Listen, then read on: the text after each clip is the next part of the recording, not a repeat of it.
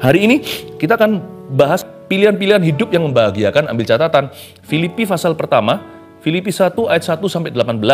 Itulah pembahasan kita hari ini. Pilihan-pilihan hidup yang membahagiakan.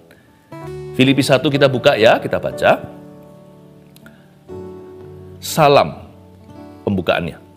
Ayat 1, dari Paulus dan Timotius, hamba-hamba Kristus Yesus kepada semua orang kudus dalam Kristus Yesus di Filipi, dengan para penilik jemaat dan diaken. Kasih karunia dan damai sejahtera dari Allah Bapa kita dan dari Tuhan Yesus Kristus menyertai kamu. Ayat 2 ini bicara tentang modal setiap orang Kristen untuk berbahagia. Aneh ya, hari-hari ini dunia itu mencari kebahagiaan di tempat yang salah. Pesta pora, harta benda. Padahal hal-hal itu sementara sih kita punya sekarang, kita thrill atau kita merasa excited, bergairah, paling 1 minggu atau 1 bulan. Lalu setelah itu jadi biasa. Sumber sukacita yang benar itu Kristus. Makanya Paulus berkata gini, kasih. Makanya Tuhan ngomong begini sama Paulus pada waktu Paulus dicobai. Waktu dia ada duri dalam dagingnya. Tuhan bilang, Tuhan berkata, kasihku cukup bagimu. Modal kita untuk bahagia itu besar loh. Kita ini semua kalau sudah ditebus oleh Kristus, sudah terima Yesus, kita semua hidupnya dari detik sejak kita bertobat terima Tuhan, kita itu beranjak dari surplus, bukan dari defisit. Kalau kita hitung kehidupan sekarang dengan dibandingkan, jika kita hitung hidup, maksudnya kalau hidup kita sekarang dibandingkan kekekalan, susah suka duka kita itu tidak seberapa. Suka tidak seberapa, duka kita juga nggak seberapa. Nama kita tertulis di kitab kehidupan. It couldn't be better than that. Tidak bisa lebih baik dari itu. Nggak percaya? Coba andaikan orang-orang yang meringkuk di neraka hari ini bisa keluar sebentar saja, mereka pasti ban kamsyah bahasa Hokkiannya. Mereka akan beribu-ribu, puluhan ribu, jutaan, miliar kali berterima kasih. Tahukah Anda diselamatkan itu anugerah terbesar? Modalmu itu besar untuk happy. Jadi kalau kita kehilangan money, saya tidak berkata ya sudahlah, tetap harus diusahakan dengan cara legal. Kalau Anda diputus pacar, bahkan kalau kita ditinggal seseorang yang kita kasih meninggal dunia, sedih dukanya tidak terhingga. Tapi jangan seperti orang tak punya pengharapan. Kalau nama kita tertulis dalam kitab kehidupan, kasih karunia dan damai sejahtera Allah Bapa kita dan dari Tuhan Yesus Kristus itu yang menyertai kita. Bukan hanya di hidup ini, tapi selamanya. Tidak bisa dibandingkan dengan apapun yang kita peroleh di hidup ini atau yang kita hilang di dalam dunia. Jangan mengeluh, please. Berhentilah ngomel. Ya, berhentilah. Andai kata si kaya yang dibakar di api penghakiman itu, yang minta kepada Tuhan, pada Bapak Abraham untuk mencelupkan jarinya, kasih setetes air karena dia dahaga, dan minta tolong supaya memperingatkan kelima saudaranya di rumah yang tidak takut akan Allah, kalau perlu kirim Lazarus, si pengemis yang takut akan Tuhan yang mati di depan rumahnya. Andai kata orang mati bisa berbicara, andai kata arwah bisa ngomong hari ini, mereka akan memperingatkanmu. Udahlah, gitu aja kok. Kamu punya Yesus kan, kamu orang yang paling happy. Udahlah, andai kata mereka bisa berbicara. Tapi jangan cari arwah, cari Roh Kudus. Roh Kudus berbicara kepada kita itu lebih baik, lebih benar, lebih tepat. Modal kita untuk bahagia itu besar, karena modal kita itu kasih karunia, keselamatan. Dan damai sejahtera nggak bisa dibeli oleh dunia. Itu kita punya. Nggak tanggung lagi, dari Allah Bapa kita, plus dan dari Tuhan Yesus Kristus. Bukan Allah itu ada 2, bukan. Bicara tentang kepenuhan Allah Tritunggal. Kasih karunia nggak tanggung-tanggung, nggak dari satu alamat saja.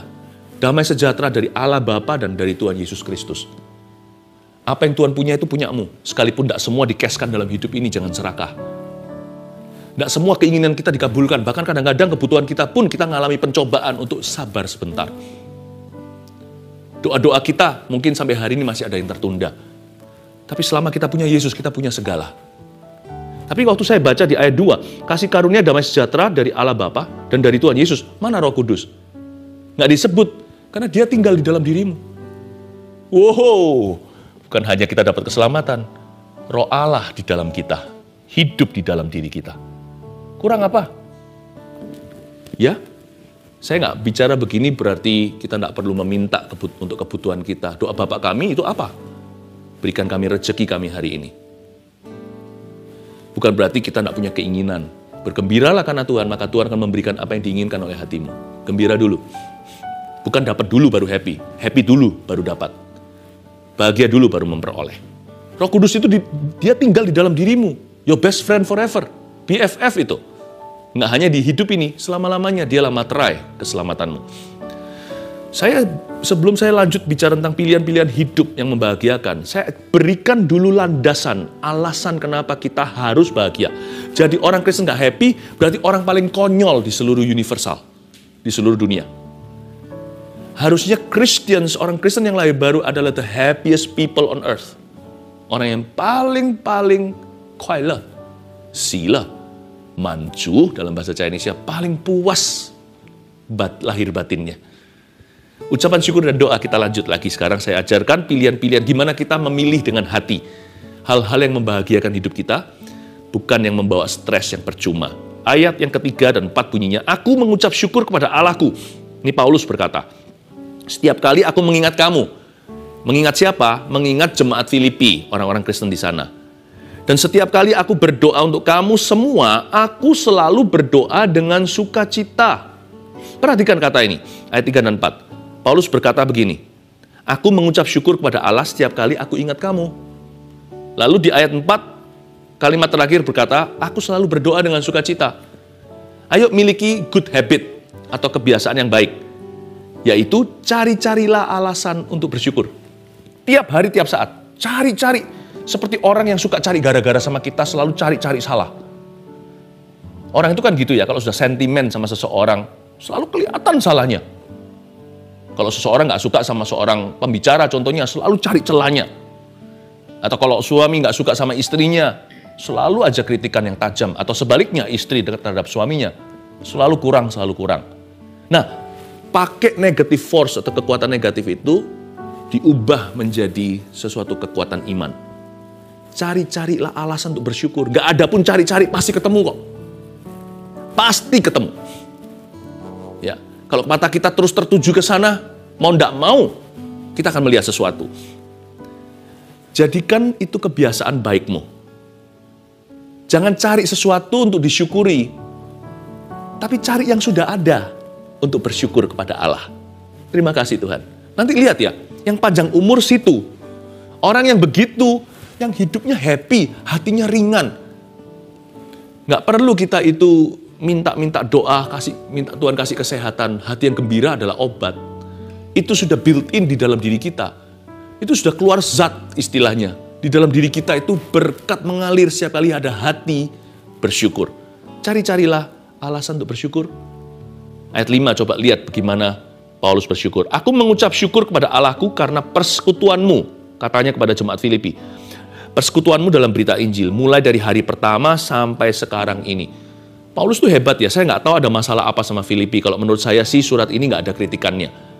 Tetapi pasti ada masalah lah, mana ada gereja yang sempurna, nggak ada jemaat yang perfect itu. Kalau kita ada 1.000 orang Kristen di sebuah gedung, kita punya 1.000 problem.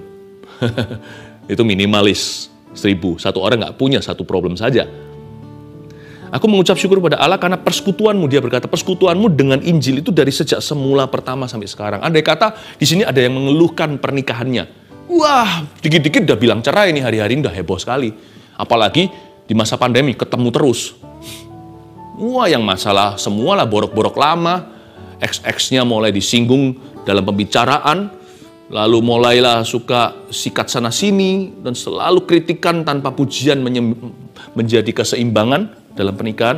Coba bayangkan, ada orang-orang yang begitu hari ini. Saya kasih saran belajar dari Paulus. Dia berkata, aku mengucap syukur sama Allah.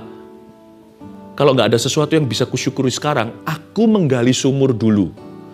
Dahulu kala sejak pertama kali, aku ingat pada saat engkau berkata, I do, atau saya bersedia di altar. Kalau pernikahan Anda sudah menjadi begitu terpuruk, ingatlah hari Anda dinikahkan di gereja. Hari H, hari perdana Anda disebut pria dan istrinya, masih bisa disyukuri kan?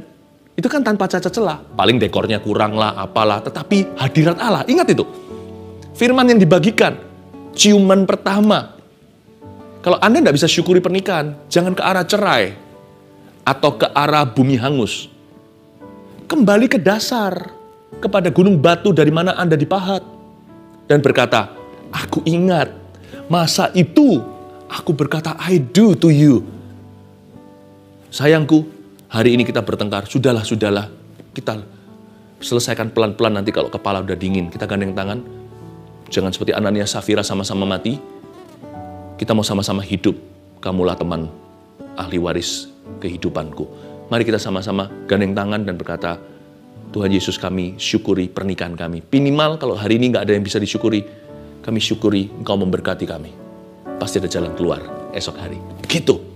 Aku bersyukur kepada Allah karena persekutuanmu dari sejak awal. Ayat 6. Akan hal ini aku yakin sepenuhnya, yaitu Ia yang memulai pekerjaan yang baik di antara kamu, kata Paulus, akan meneruskannya sampai pada akhirnya, pada hari Kristus Yesus. Paulus berkata, Dia yang memulai pekerjaan baik akan menyelesaikannya. Akan hal itu aku yakin sepenuhnya. Nah, pilihan-pilihan hidup yang membahagiakan, yang lainnya lagi adalah belajar untuk selalu memilih yakin, bukan ragu. Pilihlah untuk yakin dan bukan ragu. Dua-dua itu energinya sama. Ragu itu membakar kalori rohani juga. Ya kan? Sedangkan iman juga membakar kalori. Sama-sama keluar energi. Kenapa nggak pakai untuk yakin daripada ragu? Pilihlah untuk yakin. Paulus berkata begini, akan hal ini aku yakin sepenuhnya. Itu pilihan. Yaitu Dia yang memulai pekerjaan yang baik di antara kamu, entah gimana, akan meneruskannya sampai pada akhirnya. Dia yang begins, He will fulfill. Dia akan menyelesaikan. Kalau Anda nggak tahu bagaimana percaya di masa-masa Anda bimbang, nggak tahu, cari lagu-lagu, jangan lagu-lagu yang membuat Anda patah semangat, lagu-lagu dunia yang menjerumuskan, apalagi lagu-lagu tertentu itu yang begitu melo, begitu blue, begitu depressing sekali. Orang dengar bisa bunuh diri kali ya. Kalau orang happy dengar itu aja bisa gloomy kok. Bisa seperti ada awan kelabu, apalagi kalau awannya udah abu-abu. Dengar lagu gitu, kuasa gelap masuk tanpa rintangan ke dalam dirimu. Cari lagu-lagu banyak puji-pujian yang membangkitkan iman. Pilihlah untuk yakin, bukan ragu.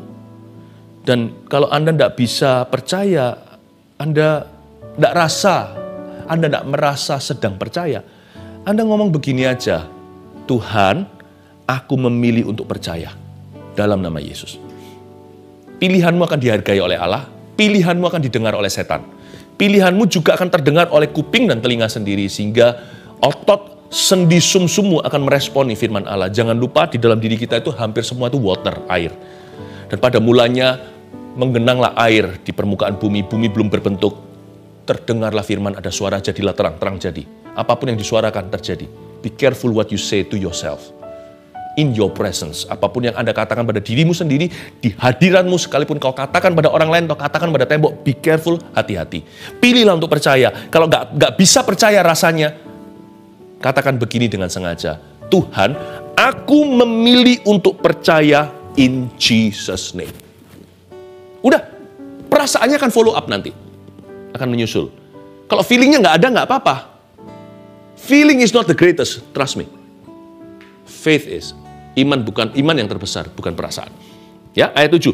Memang sudahlah sepatutnya aku berpikir demikian akan kamu semua, sebab kamu ada di dalam hatiku, ya. Oleh karena kamu semua turut mendapat bagian dalam kasih karunia yang diberikan kepadaku, baik pada waktu aku dipenjarakan maupun pada waktu aku membela dan meneguhkan berita Injil. Saya suka sekali Paulus itu positif gitu orangnya. Jangan lupa ya, Filipi ini surat Paulus dari penjara loh ya. Ini dia bukan tulis dari hotel bintang 5. Sebab Allah adalah saksiku betapa aku dengan kasih mesra Kristus Yesus merindukan kamu sekalian. Dan inilah doaku, ayat 9. Semoga kasihmu makin melimpah, saya juga doa yang sama untuk Anda. Dalam pengetahuan yang benar, itu juga goal saat teduh, renungan seperti ini. Dan dalam segala macam pengertian, supaya diterangi, ada pengajaran, Anda bisa mengerti ayat yang selama ini kita baca lalu lalang, ternyata menjadi terang. Ayat 10, Sehingga ini tujuan akhirnya, bukan pengetahuan. Tujuan akhirnya adalah keputusan. Pilihan hidup itu dimulai dari hati, tapi kemudian menjadi pilihan-pilihan nyata yang menguntungkan Anda sendiri.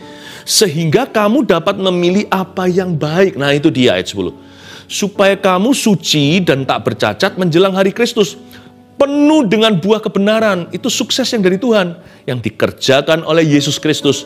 Untuk memuliakan dan memuji Allah supaya hidupmu itu penuh tujuan ilahi. Kenapa engkau diciptakan dan kenapa engkau ditebus, bahkan dipulihkan dan disembuhkan. Tuhan mau semua pengetahuan Anda itu dimulai dari hati yang bisa memilih perkara-perkara yang memuliakan Allah.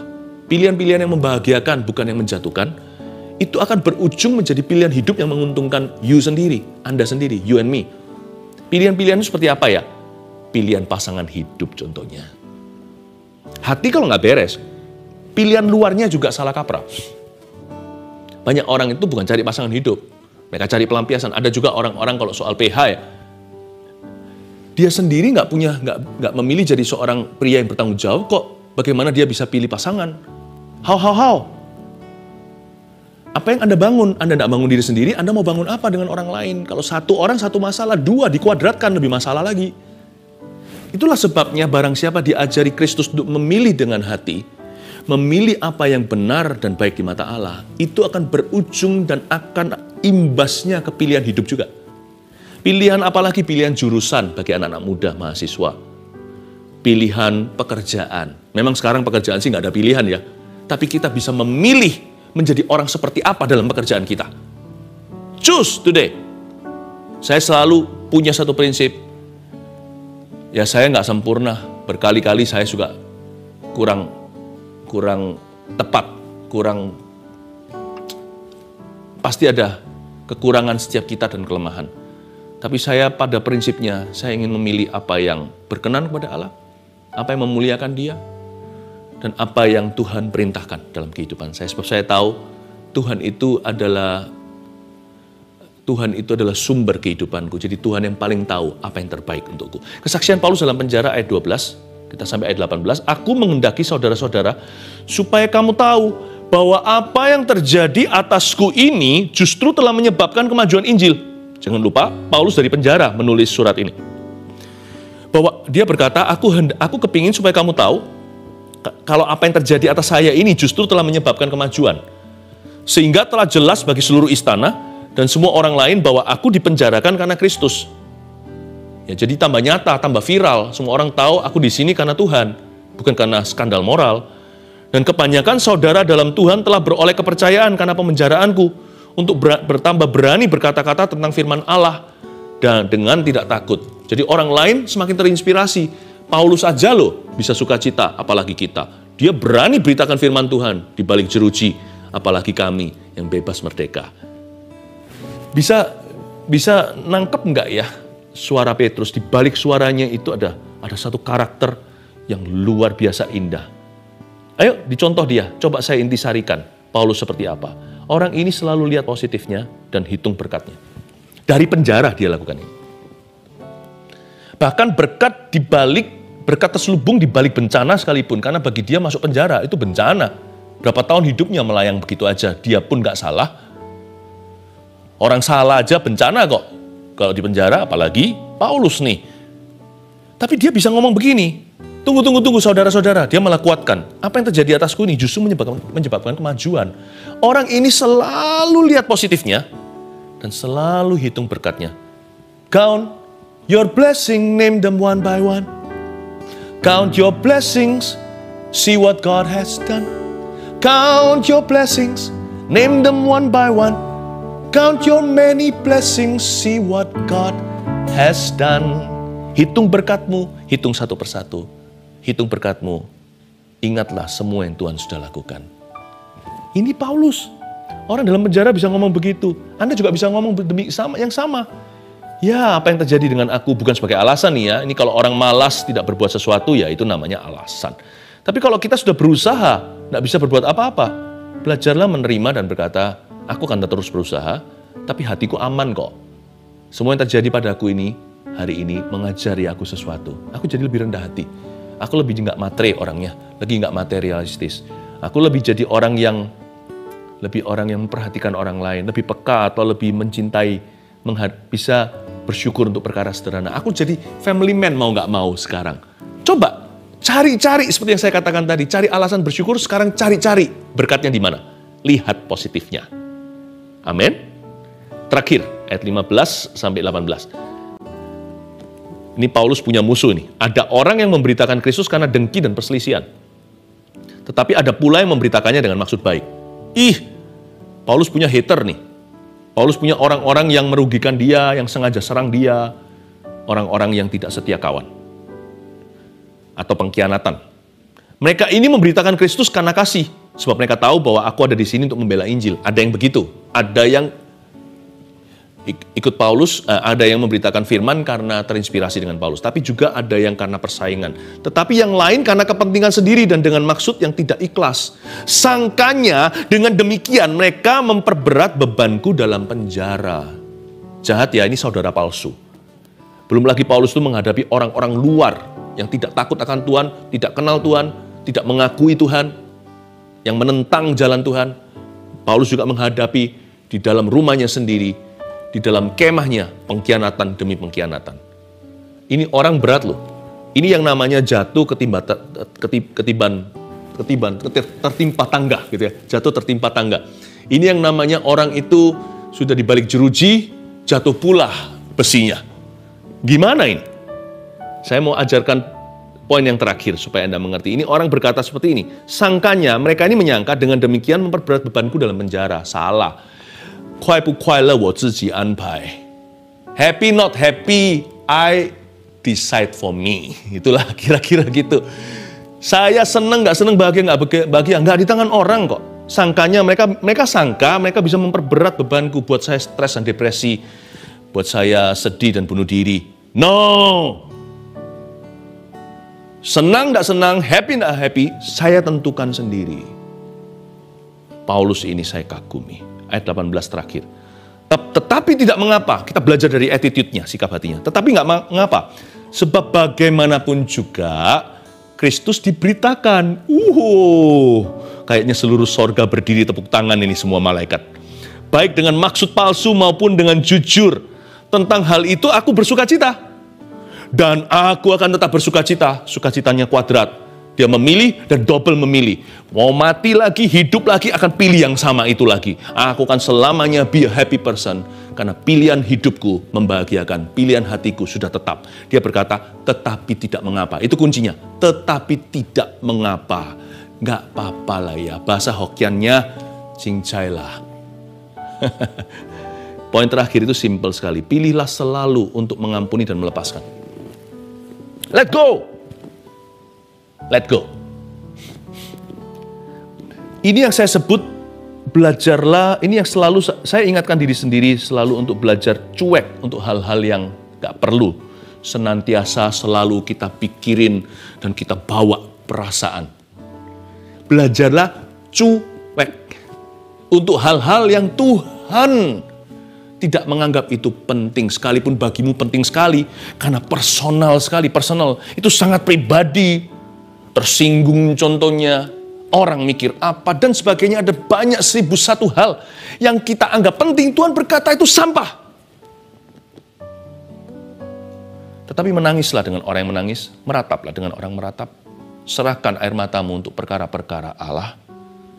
Atau bahkan bahagiamu, sedihmu, perasaan, 1001 feeling yang Tuhan ciptakan itu berikan untuk Tuhan. Kembali kepadanya yang menciptakannya. Belajar cuek untuk hal-hal yang Tuhan anggap hal-hal itu tidak kekal. Pilihlah untuk melepaskan, mengampuni, melepaskan. Tapi Pastor Philip, saya bisa ngampuni, nggak bisa melepaskan. Kalau kita ngampuni, nggak bisa lepaskan, itu orang yang kita ampuni itu untung. Karena kita ampuni kan, kita nggak berbuat sesuatu yang jahat. Tapi kita yang rugi. Karena itu akan menjadi senjata makan Tuhan, bumerang, lalu kembali ke feeling kita dan masuk ke jiwa kita, grogotin roh kita, dan kita akan mati rohani. Tapi orang yang mengampuni dan melepaskan itu smart untuk dirinya. Karena ketika dia lepaskan, belenggu itu pun runtuh dari hatinya. Dia jadi orang yang paling bebas merdeka, jeruji pun tidak bisa menahannya. Dia berkata, happy ya ya ya. Lagu sekolah minggu saya masih ingat, happy ye ye ye, saya senang jadi anak Tuhan. Itu lucu sih, lugu. Tapi betapa betulnya lagu itu. Siang jadi kenangan, malam jadi impian, cintaku semakin mendalam. Happy or not happy, I decide for me. And Jesus has already bought that at a price, his life. Yesus sudah membelinya dengan harga yang termulia, yaitu dengan hidup dan nyawanya. Let go, lepaskan di hatimu. Ya sudahlah. Belajar untuk bisa bilang begini. Katakan ini kepada orang kiri kanannya. Ini menjadi senjata ampuh kita. Melepaskan itu ada bahasanya. Melepaskan itu bukan bahasa lidah. Itu bangun rohnya. Melepaskan itu bahasanya ini. Catat ini bahasa sorgawi. Ya udahlah. Itu dia. Amin. Coba katakan pada kanan kirinya. Itu bahasa sorga. Ya udahlah. Ya udahlah, ya udahlah. Coba ya, tepuk seseorang nanti kapan-kapan kalau ada yang murung dan berkata, bro, ya udahlah. Aku ditinggal sama pacarku, ya udahlah. Nanti akan cari yang baru. Tuhan akan berikan nanti ya. Aku jatuh bisnisnya, ya udahlah, bangkit lagi, dibangun pelan-pelan, tabung lagi. Nggak apa-apa kok. Tuhan nggak kemana-mana kok, nggak keburu-buru. Kekekalan ada banyak harta untuk Anda. Kalau tidak bisa semua kembali di sini, ya udahlah saudaraku. Amin. Iya, mari kita pilih untuk bahagia.